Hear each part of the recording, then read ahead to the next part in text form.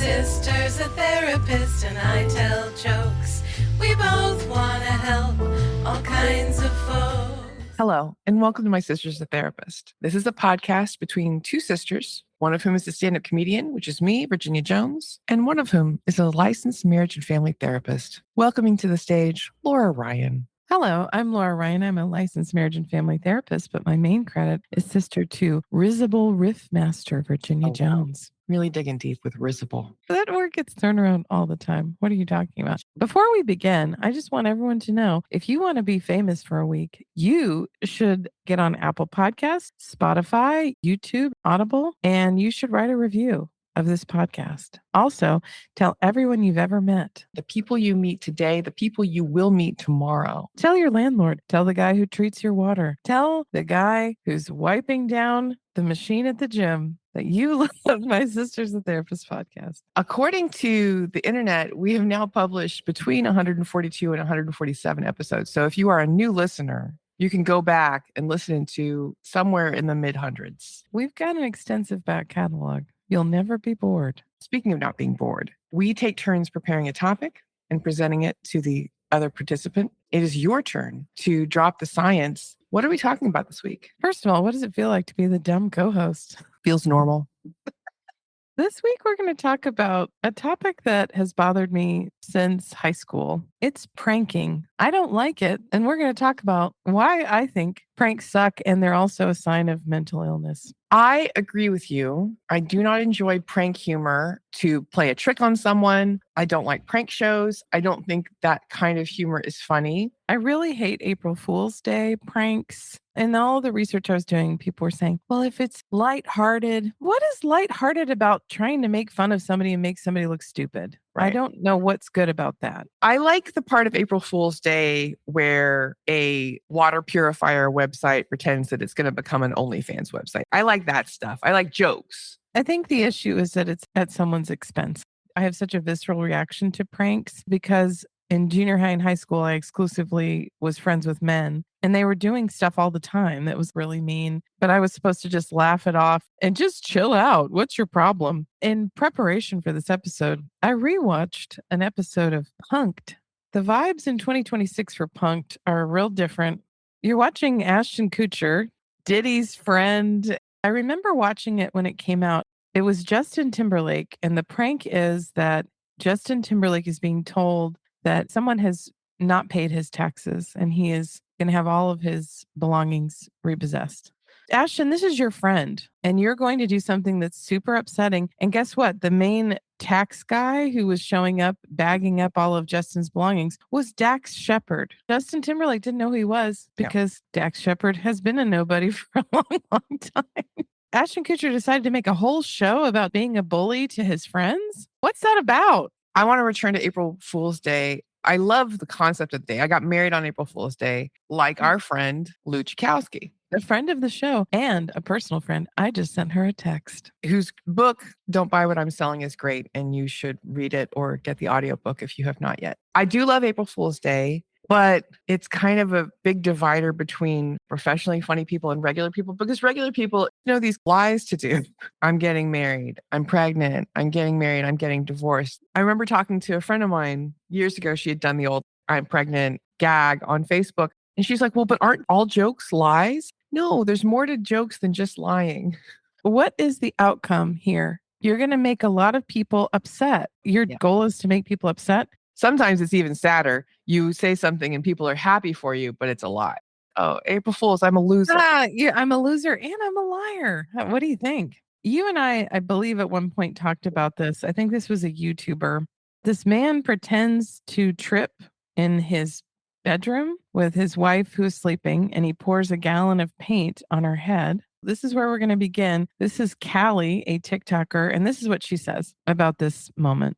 Let's say it's just a joke. Guess what? She's still covered in paint. It's still all over her face, in her eyes, her mouth, her nose. It's all in her hair. She's going to have to spend a ton of time getting it out. And at the end of the day, what is the joke? The joke is when my partner feels humiliated, I find that humorous. The joke is I can treat my partner this way and it's okay because she will put up with it. That's the joke. What's Like- funny is look at how badly I can treat this woman and stay married to her. A friend of mine who had a life of trauma, her boyfriend thought it was really funny that she would really trigger and really scare at any small surprise. That response where you get surprised, but you get super, super dysregulated, that's a sign that you have a lot of trauma. And she does. In the mid 2000s, they were doing videos that took advantage of her response, and they were incredibly popular. And people loved watching her partner, who said he loved her, scare the absolute crap out of her. They're no longer together, but not because she left because she was tired of being scared and humiliated and trotted out on the internet to mock, because he cheated on her. So he was a great guy all around. I want to talk about best known prank shows because I've just Googled it. Punk'd was the creator, but Candid Camera, really. So- You're on Candid Camera. But Candid Camera, I remember thinking that was funny as a kid. The pranks in it were gentler and they were more like societal expectations. It had a Monty Python feel to it. It wasn't your life is destroyed. It was you've brought something to the cleaners and they've given it back covered in ink. You thought you had a dinner reservation and they're trying to seat you in the kitchen. It was something lower stakes. Punk'd brings that tradition to life, but also Jackass. I also hate Jackass. Of course. It's violent, it's aggressive, and it's mockery. Why is mocking your friends and loved ones a thing that we are into? Jackass has just released a new film, Best and Last, which is called A Moving Look at Male Friendship and Aging. I'm comedy acquaintances with Lance Bangs, who has generally filmed and directed all of these things because he lives in Portland. I was looking at pictures of a celebratory dinner and it was all dudes. No one even wants to invite a woman. There's not a female friend. Women don't like this. This story I've decided to make up about it is that it has to do with pecking order in Yeah. patriarchy. It's showing people who's on top and who's not. Impractical Jokers is a very popular show. It's guys pranking regular people because they are making each other do ridiculous things. Nathan For You, more indie rock. I hate Nathan For You. I hate the sensibility. It makes me really uncomfortable. I agree with you. I've never thought it was funny. I don't understand what's funny about scaring or humiliating other people. So, Virginia, if you wanted to pull a prank, tell me what are some ways you could do it? If you're considering pulling a prank, ask yourself the following questions. Could this prank in any way cause harm to a person, either psychologically, physically, or both? Will this prank harm your relationship in any way? Are your motives for the prank to cause alarm, gain attention, or earn money from video views? Would a reasonable person find the prank offensive, hurtful, shaming, or humiliating? Are you having feelings of anger or resentment towards the target of the prank? Have you been told in the past that your behavior is abusive? Do you think someone pouring a gallon of paint over your head might negatively affect your relationship? When men are abusing their wives and partners, the joke is, I can do whatever I want. This is a return to the cake smash. Here's something I can do and humiliate my partner, and she'll stay with me because she doesn't have any choice. And I like the question, have you been told in the past that your behavior is abusive? Because I feel like this is also one of those pink flag for some people, definitely a red flag for me. If someone is behaving in this way, this is a pretty good indicator that they're probably going to be abusive in the future. Do you remember the turkey trot prank? No. The short version is that a young woman was engaged to a young man, and the family convinced her that every Thanksgiving, the whole family gets together and does a turkey trot, which is a 10K. Her fiance and his family convinced her that this was a big deal for the family. They have t-shirts made. She's wearing this tutu. They gave her this weird turkey hat, and she's been doing training to do the turkey trot. A lot of turkey trots are 5Ks, which anyone can rise up out of their couch and do a 5K, I think. But a 10K is a good distance. That's 6 miles. You're going to have to do some training. She had been getting herself ready for the 10K for the last several weeks.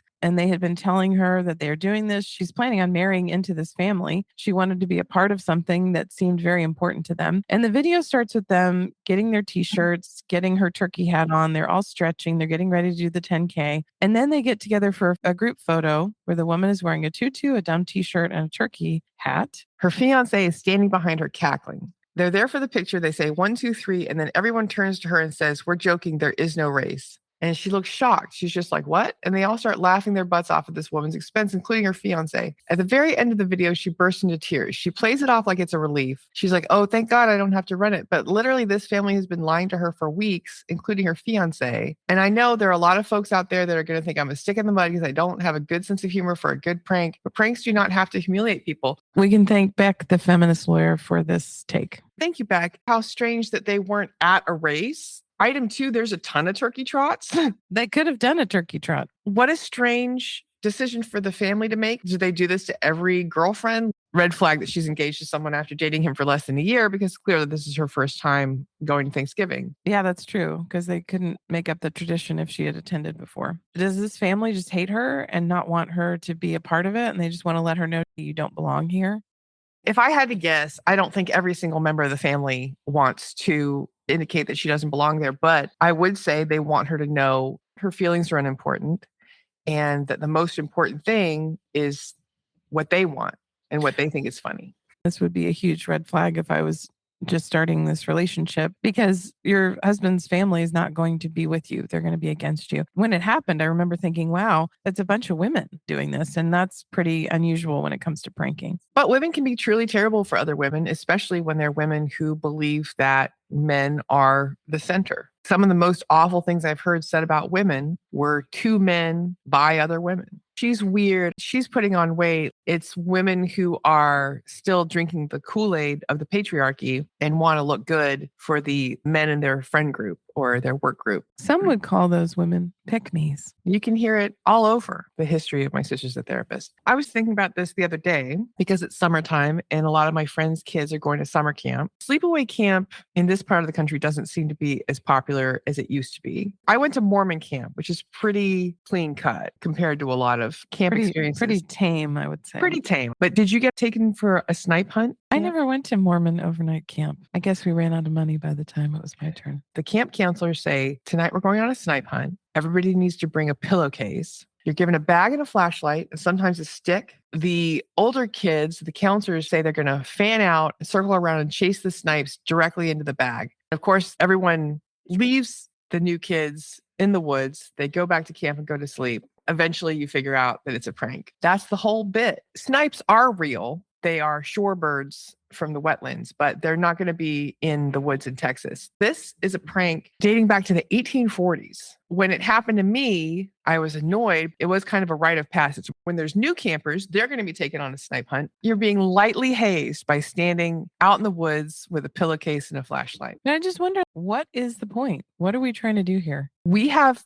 secret knowledge and you don't, and you're going to get the secret knowledge by being tricked. We're going to feel closer to each other because we are part of the in-group and you are part of the out-group. The Pennsylvania German version of this prank is called Elbetriche. The expression holding the bag may be based on snipe hunting. What I'm learning is that a long time ago, people were super bored and they didn't have much going on. A lot of pranks or hazing rituals are about dividing the in-group from the out-group, the knowers and the not knowers. The nicer ones welcome you into the in-group. You come out of it having had an experience and say, okay, well, I'm wiser now. In preparing for this episode, I read an article that I didn't end up using, but it was about pranking kids. It was written by a child psychologist, and she was saying, you have to realize that children don't understand sarcasm. They don't understand humor. They're going to take literally whatever you've said. And I remember when my son was really small, our older brother, and I think even Emily at different times tried to do these little funny pranks, but he was too young to get it. And he got really, really upset. And I guess I just feel like if that's a possible outcome, why are we doing it? I think there are some pranks that are social bonding, that are playful. I think that the modern pranks that are popular are more about humiliation and bullying and boundary pushing. Our father used to say terrible things to us all the time. And I only understand as an adult, he was trying to be funny. He was trying to be ironic or over the top. But my father was talking to us as if we were his friends because my father didn't have any friends. If you're new to the show, this is the time when you drink a shot because we've Have a talked about our shot. dad. You've earned it. As I'm sitting here, I'm realizing the reason why I'm so dysregulated by the idea of pranking is because so much of our childhood was based on humiliation rituals and in-group, out-group that our father kind of created for us to try to make everyone feel stupid, or it was a control game. I was explaining a slang term to my son that's totally inappropriate for a sixth grader to know, but I want to tell him what all the things mean so that he never feels like he's been caught out or he doesn't understand or that someone could make fun of him or bully him. Because I think a lot of my childhood was you, Robbie, Dad, pointing out, oh, you didn't know this or that, or you didn't get this or that, different levels of pranking. The inspiration for this episode is actually a Reddit post, and I'm going to read it. Am I the butthole? Am I the butthole for getting hurt and upset over a quote unquote harmless prank that my husband pulled? Me and my husband have been married for 5 years. Way before we met when I was 16, there was a fire at my mom's house that burned literally everything down. And sadly, our childhood cat was also unalived in it. I remember my mom and brother waking me up screaming, fire, fire, get up, get up. We crawled out under the smoke, and luckily my neighbors had already called the fire department and they pulled us out. We lost literally everything. We were devastated. So that was a while ago, but it still really scares me. And I check outlets and our stove and candles and everything all the time. And my husband really knows this about me. So 2 nights ago, I went to bed early because I'm currently 34 weeks pregnant, literally about to pop. I was sleeping for a while, and for some reason, my husband decided to wake me up by yelling, baby, there's a fire, fire, fire, fire, get up. As quickly as I could, I got up and grabbed my purse. I was just in automatic shot and autopilot. I made it all the way down the stairs, yelling for my husband to follow me before he started laughing and telling me it was a joke. It took a minute for that to process. I stood there with an open mouth while he laughed and ushered me down the rest of the stairs. I sat down on the couch and just started sobbing. It was genuinely the hardest I've ever sobbed. It was like I couldn't get myself to stop and my whole body was shaking. My heart was racing and I couldn't breathe. I've never had this experience before. I was genuinely so panicked. I was so upset. My husband apologized and was like, oh my God, I'm sorry. It was just a joke. Eventually, he was like, what the F? It was just a prank. This is really dramatic. After a few hours, I calmed myself down and went to apologize to him, and he wouldn't accept my apology. He said I was being overdramatic and made him feel like crap for a harmless prank. So I guess I'm the butthole. I've never been good at taking pranks, but I've been trying to be less sensitive, but I don't know. Anytime that a woman is coming to a forum and saying, I'm trying to be less sensitive, she's, in my opinion, not the butthole. At the very least, when he realized how traumatic this was for her, it was traumatic because of her family history. And maybe he wasn't thinking of that. I don't know why it's funny to tell your pregnant wife that your house is on fire. At the very least, he should have accepted her apology and said, I really messed up. I didn't realize what a trigger this was for you. He feels shamed. Like a lot of people, he's going on the defense and saying, there's nothing wrong with what I did. Yeah, he should feel ashamed because the story that I make up about him is that this was intentional. As you know, the primary time that women are unalived by partners is while pregnant or soon after giving birth. I believe that even though they had been married for 5 years, when he saw that she was in a more delicate position, he thought he was going to capitalize on that and upset her and harm her because he is an abuser. In the follow-up to this post, she had gotten a lot of support from people in the community, and they were saying, hey, this is super messed up. She was doing an internet search for, am I being abused? And he found it, and he proceeded to physically assault her. He's a monster. I remember there was this guy, his name was Joey, and he was dating a friend of mine in high school, and he had been held back so many times that I think he was probably 25. He had way too much facial hair for someone in high school. He was always doing stuff like this. He was always pranking me, really, trying to make me look stupid and trying to scare me. And I just feel like this is bullying behavior. This is a precursor to DV, in my opinion. I do think some pranks are funny. The film Real Genius is full of pranks that are in a film, but a lot of them were real pranks from students at Cal Arts. In one scene, they disassemble a student's car and reassemble it in his dormitory. That's funny to me. At the University of British Columbia, they left a Volkswagen Beetle suspended from a bridge. There was a story in the 1920s. A man gave a woman a tortoise and she loved it and lavished care on it. A few days later, he substituted a larger tortoise for the original tortoise and has continued for some time with the substitution of bigger turtle. They just get bigger and bigger. She was delighted and she told everybody about this amazing, miraculous animal she had. Then he started switching them out for smaller and smaller tortoises. This became the storyline of Roald Dahl's last published book, SEO Trot. Things like the jackalope, the imaginary animal that is a rabbit with horns, the coning of the Duke of Wellington in Scotland. I don't think that's a prank. It's a prank because you're not hurting anybody. If I were the lady with the tortoise, that is calculated and creepy. This guy went and bought 1 million tortoises to prank me? That's sociopathic, weird behavior. I don't like that. I see that one as less harmful because the tortoises are okay and she's okay. Just try it out on yourself. How would you feel if someone did that to you? When Stephanie Sarkis, PhD, says, here's the questions you should ask yourself. I think one of the questions should be, if somebody did this to me, would I like it? And I can tell you, I would absolutely not like it if somebody traded out my tortoise for another one. You're not into tortoise swapping? It's gaslighting to the nth degree. You're tricking me into believing that my reality isn't real. And that's scary and weird. One time at work for my birthday, my cubicle was covered in saran wrap and it was filled with balloons. The balloons had been blown up by hand, and it was hundreds and hundreds of balloons. Before I could work, I had to pop or eliminate all of the balloons. I look back on it fondly. I wasn't tricked. I don't really know if that's a prank. That's more of a surprise. Messing with someone's stuff is a prank. Switching out their tortoise is a prank. I do think that there are pranks that are harmless and fun, but they are not pouring paint on your wife. I think there's a line here. From the article, Don't Be Gaslit by Social Media Pranksters. For the purposes of this article, a prank is defined as any planned surprise behavior that scares or humiliates or otherwise causes distress to the victim. Then that's depending on the victim's response for the definition. Someone in my house has brought up the topic of revenge pranks. This is when you have been harmed in some way and you do something that will get them back. Retaliatory pranking.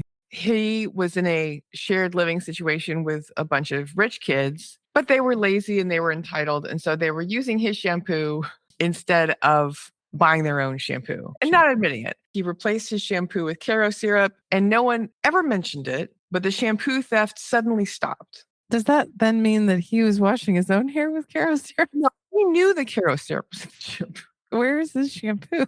I think he had to hide it. In my house, when my roommate stopped paying for coffee, I had to take the jar of coffee beans into my bedroom with me. So I'm sure it was something similar. I wouldn't say that that prank was not mean-spirited. It's not the same harm level as, say, putting Nair in a shampoo bottle. Obviously, it's going to be different levels of harm. I guess my point is, why are we doing any of them? Yeah.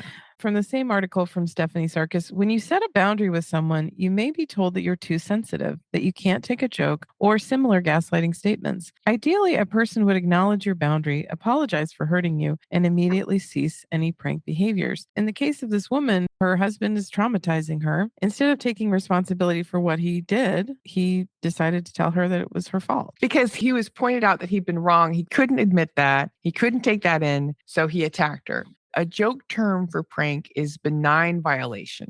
I'm disagreeing with you that all pranks are inherently awful and traumatic and should never happen to anyone. I don't think they're inherently awful and traumatic. I think to myself, what is the point? And I think the point is almost always humiliation. In examples like the snipe hunt, the point is social bonding. The people experiencing the snipe hunt are bonded together. You're ushered into the secret group. Right. But one kid gets to be humiliated and feel stupid. A bunch of kids get to be humiliated and feel stupid. I think that it can be bonding between people, bonding like at work. I think there are good reasons to prank each other, but you have to keep it benign. So one of the important points is punch sideways or up, never down. In that way, the older kids pranking the younger kids makes it riskier and less benign. Because it's establishing the hierarchy.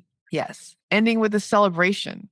Know your audience and their non-negotiables. Make restitution part of the gag. We did this thing and now I'm going to clean it up. The film Carrie, that's all based on a quote unquote harmless prank. I don't think pouring pig's blood on a kid is harmless. Nobody was harmed. It's just a little pig's blood. In a way, the popular improv everywhere is a prank. I don't like it.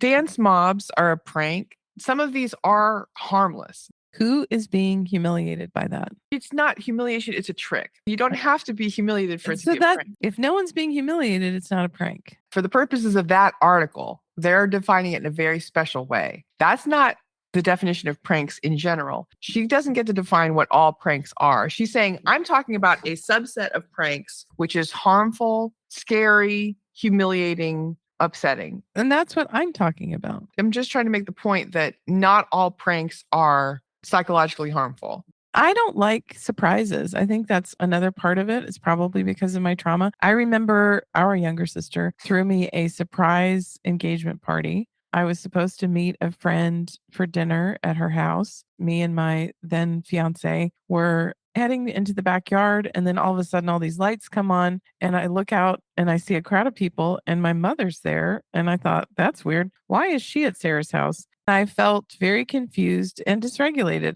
It was a very kind gesture. I don't like surprises. I just don't like them. I don't like feeling like I don't know what's going on. And I think that inherently most of pranking is based on that premise. And I don't like that premise. Part of corporate culture is that every birthday event has to be a surprise. And I've gotten really tired of this. They know they're having a birthday. We know they're having a birthday. No one seems to be able to express admiration, camaraderie, friendship to a person without making it a surprise. I am kind of tired of that, but it's not harmful. It's not mean-spirited. And I would say my surprise engagement party was done with love. And there was the queso fountain, which was pretty great. That's the best prank of all. I was thinking about a prank that I did at work. I actually just mentioned it the other day. I don't remember why. One of my coworkers sometimes like to take her shoes off. I thought it was gross. I snuck her shoes away and hid them. When she went to go find them, she immediately started crying, and then it was no fun. It went from being mildly fun to absolutely no fun immediately. I remember my sister and my brother took my Orphan Annie doll and did this hilarious prank. You have to say that in quotes. I was finding pieces of her clothing throughout the house and out in the yard. And the two of you had buried her in a shallow grave in the backyard. And I didn't find that funny at all. I can see why you wouldn't. Laura loved Orphan Annie. For a person who had two living parents, loved her. Laura got a perm. Laura had a sailor suit. I think that that's where the sailor thing has originated. Oh, I know that's where it came from. Old school pranking used to be benign, pro-social, silly maybe. I maintain that a lot of April Fool's jokes are funny, just not the ones where you're just lying about being pregnant. It is social media and television shows that have pushed that boundary. They've upped the ante to having fake crimes and harassing people, and they can be really dangerous and toxic confrontations. A lot of people who prank homeless people, but give them large sums of money, but they have to endure something. If you want to be generous, just do that. And if you want to be generous, extra challenge, turn the camera off. It's meant to engage you, Laura. It's meant to enrage you and activate you so that you spend your attention coins on social media. Watching Justin Timberlake cry on the stairwell outside of his house because he's been locked out, and he's watching Dax Shepard drop his guitar on the ground. That's not funny. There's nothing funny about that to me. It's certainly not funny to Justin Timberlake. If you've told the person that this behavior is unacceptable and they continue to prank you, or if the prank was so harmful that it caused you distress, you need to think about whether it is healthy to have this person in your life. In healthy relationships, a partner doesn't engage in behavior that knowingly hurts their partner. As a man on the subway once said, 100% agree. If part of your relationship is being humiliated, tricked, or mistreated in this way, that's not a relationship you want to be in. Even if a person claims they are unaware that their behavior was abusive, it is still abuse. Claiming ignorance of one's abusive behavior is not an excuse for it. I've learned this the hard way. Telling the police I didn't know that thing was illegal doesn't get you out of the ticket. Pranks can trigger past trauma, cause hypervigilance, or an erosion of trust in a relationship. They can also humiliate, especially when the prank footage is posted online. And that's where you're coming from. You suffered so much pranking and abuse by first your family members and then your friend group and partners that now nothing even the slightest bit ridiculous caused you anything but dysregulation and anger. Pranks may qualify as a form of emotional or psychological abuse. Pranks can be how a person attempts to gain control over their partner, family members, or friends. Pranks can evoke fear and give a perpetrator the feeling of power over others. If you are constantly feeling off kilter or walking on eggshells, feeling hypervigilance due to a prank, consider that these pranks are a form of abusive behavior. If a behavior upsets you, that is a valid feeling. Banksy technically is pranking. He's doing as your child used to point out vandalism, and his target is usually social mores or the political environment. It's not individual.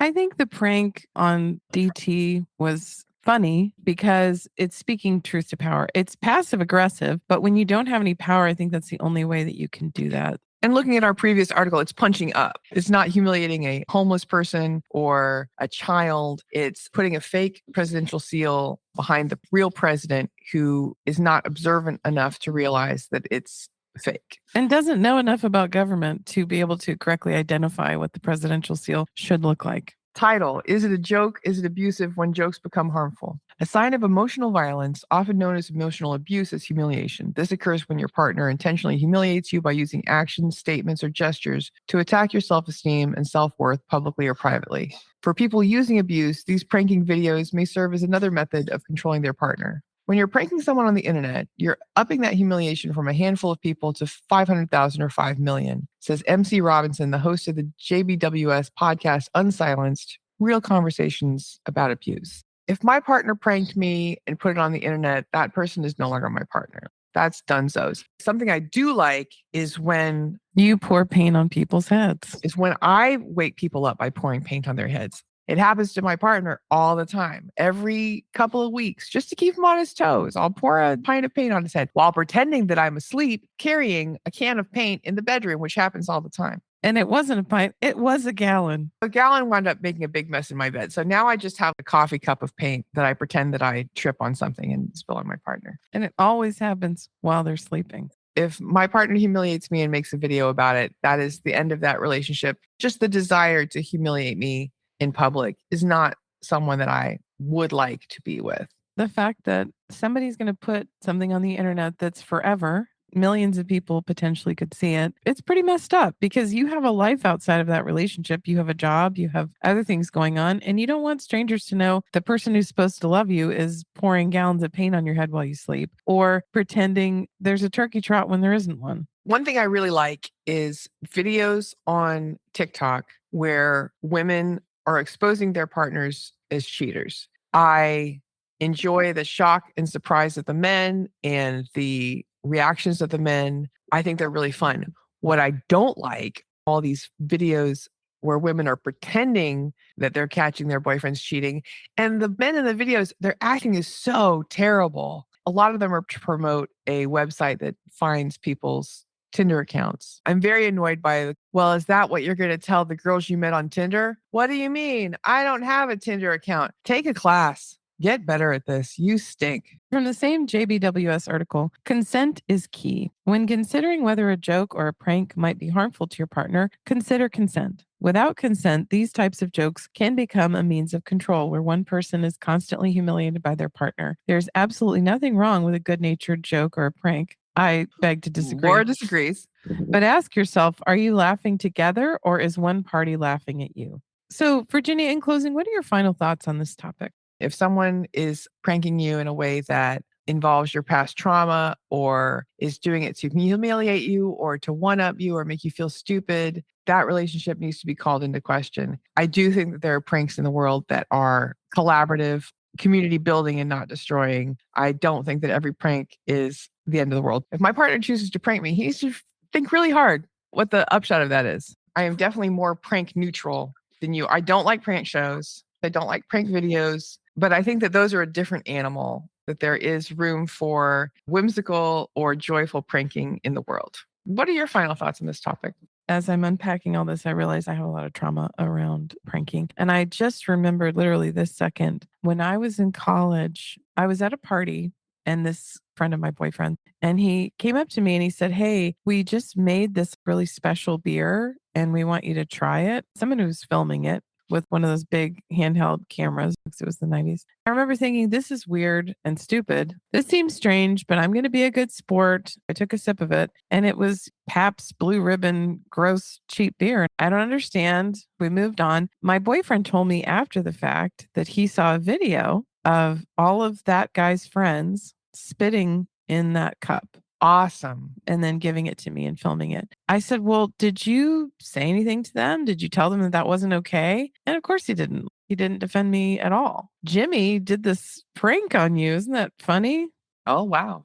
Great. I drank all your friends' spit. That's really funny. My closing thoughts are, what's the point? And I think the point is humiliation. And if the point is humiliation, then you shouldn't do it. And if you want to do something that's going to humiliate people, you're a bad person. I think the point of that prank definitely was humiliation. The fact that your boyfriend didn't feel that anything needed to be said to those people was pretty rough. Consent is key. So nobody had my consent. My response when people have tried to prank me or set me up for something is I play this character of the incredulous innocent. Yeah, okay. Oh, no, I don't think I want to do that. That's always my take. Oh, I'm very happy for you guys. Oh, no, I'm not going to drink it. I knew something was up, but right. You could feel the vibe because bad acting. Well, bad acting and a pretty drunk person hobbling over with a really intense smile for me to try some keg beer that we'd all been drinking all night. It seemed very sus, as the kids say, but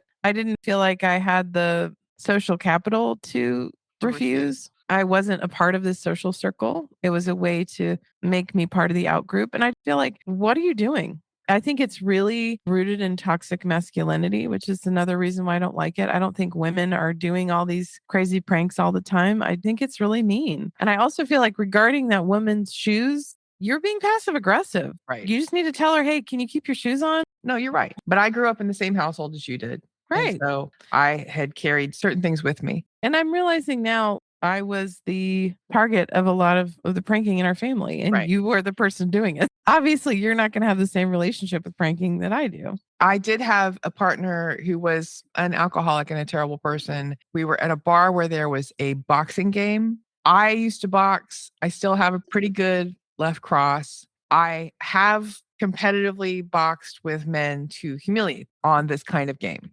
I did a round. I don't remember if I beat my boyfriend or not. The next day, the same boyfriend showed me a video his brother had filmed and then added fart noises to it. Isn't that funny? No. So what was the motivation? Was the motivation to be a great friend to you or to make your life better? My final thoughts are, if you think it's cool to do this to people, you need to check your motivations. What is this getting for me? What do I think this is going to get for me? A lot of the real life men in these AITA stories, they're trying to test boundaries. How much is she going to put up with? And I think they're also trying to create a power imbalance, especially with the woman who's 34 weeks pregnant. I remember when I was in that position, I felt incredibly vulnerable. Yeah. It's a really scary place to be. You can't really walk. You can't really run. You really need help from other people. To be in that position and have someone use your childhood trauma against you is so upsetting. Yeah. So, Virginia, if somebody doesn't want to cry about all the pranking that's happened to them, and they want to laugh at a live stand-up show that you're participating in, how would they go about doing that? You can find me at www.badinia.com. I keep a calendar with all of my live dates on it, some of them in Portland, some of them elsewhere. I also promote live performances on my Instagram, which is Badinia. Laura, where can people find you if they live in the state of Texas and need to work through traumas that have occurred when their siblings buried their dolls? I think I could be a great help to whoever that person is. It's very specific. Like, I know where you're coming from, man. This is a very specific kind of person. If you are interested in working through your childhood trauma, or maybe you're in a relationship with someone and you're not sure if this is abusive, you can go to my website, lauraryan.org. If you want to find out more about this podcast, you can go to I Am Laura Ryan on TikTok. If you're interested in listening to all of the episodes sequentially, you can go to YouTube. You can go to mysistersatherapist.com, or you can go to our Instagram page to see our little clips. Virginia, if someone wants to reach out to the show or give us some money, how would they go about doing that? If you have a show idea or a question you'd like answered, you can write us at hello@mysistersatherapist.com. If you'd like to hire two articulate women who are both funny and one of whom is severely traumatized by pranks, you can write us at hireus@mysistersatherapist.com. Laura, now is the time of the show where you sometimes read a review or an email or something nice that someone has sent us. Do you have one to read this week? I certainly do. And I want to thank the listeners who have added a bunch of reviews to our Spotify account. Thank you for that. We always want more reviews. If you want to be famous for a week, this is how it's done. We have a review hot off the presses from Kat C. Kerr. And this is a Spotify review about our Lou Chakowski episode. Kat says, "This is one of the best episodes ever. Seriously. I work in the fashion industry and lived through the 90s and have never felt so seen. Can't wait to read this book. Love the podcast. Please, more of this content. Maybe interview someone who worked at Abercrombie in the 90s, or find someone who actually worked as a dancer to pay for college, or a multi-part series about Howard Stern because I'm still traumatized. Thank you, Kat. I really resonated with this comment. I also work in apparel and am heavily traumatized by Howard Stern and Abercrombie and Fitch. Thank you for that beautiful review. We appreciate you. And now, in the words of our founder, who would never prank us, although he was pranking everyone by pretending to be a disabled veteran in the film Trading Places. In case you haven't seen it, you have no idea what we've been talking about for 142-ish episodes. It's Trading Places. Billy Ray Valentine, when he said, "We can make it, baby." Me and you. Bye.